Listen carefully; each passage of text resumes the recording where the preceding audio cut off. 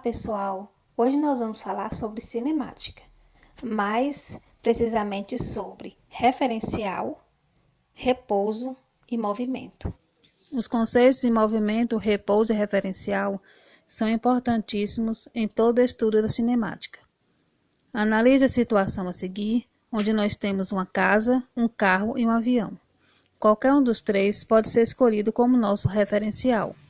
Um referencial é o lugar onde nós observamos os movimentos.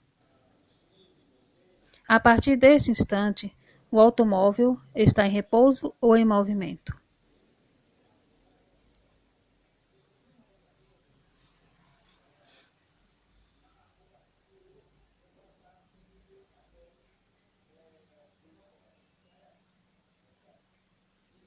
Dizemos que um corpo está em movimento quando sua posição muda em relação a um referencial.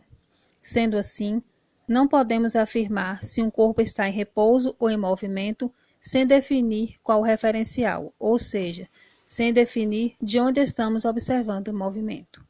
Então, vou melhorar a pergunta. Em relação ao avião, o automóvel está em repouso ou o automóvel está em movimento?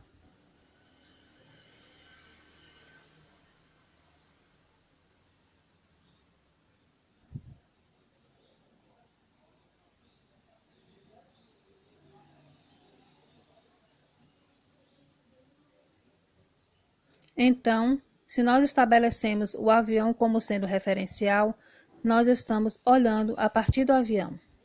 E a partir do momento em que iniciamos a simulação, observamos que a posição do automóvel não muda. Logo, em relação ao avião, o automóvel está em repouso.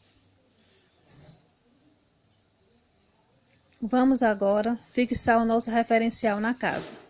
Ou seja, vamos observar o automóvel e o avião a partir da casa.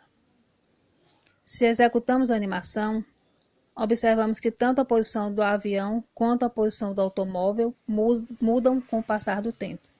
Logo, em relação à casa, o automóvel e o avião estão em movimento, pois a sua posição está mudando com o passar do tempo.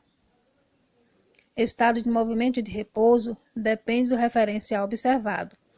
A trajetória também depende do referencial observado.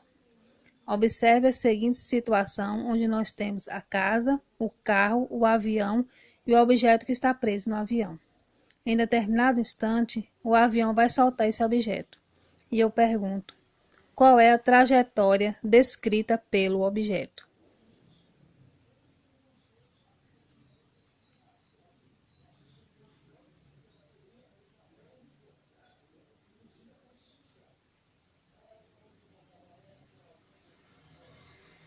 Não dá para afirmar qual é a trajetória descrita pela bola se nós não dissermos qual referencial que está levado em consideração.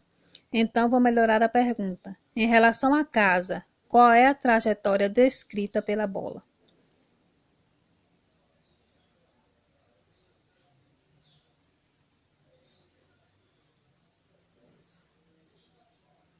Observe novamente o movimento com a fotografia deixando rastro a cada intervalo de tempo. Qual é a trajetória descrita pela bola?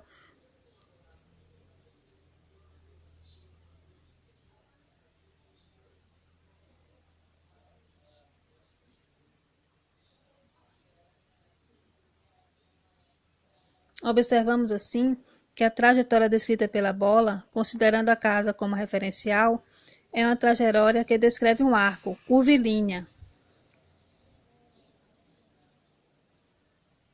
E este arco é um arco de parábola. Vamos agora considerar o carro como nosso referencial. Qual a trajetória descrita pela bola em relação ao carro?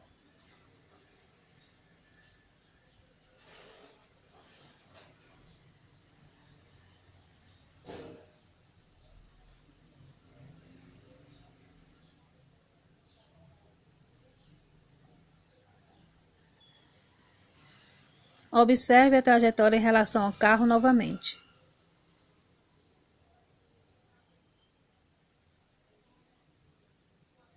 Verificamos assim que a trajetória descrita pela bola em relação ao carro é uma trajetória em linha reta.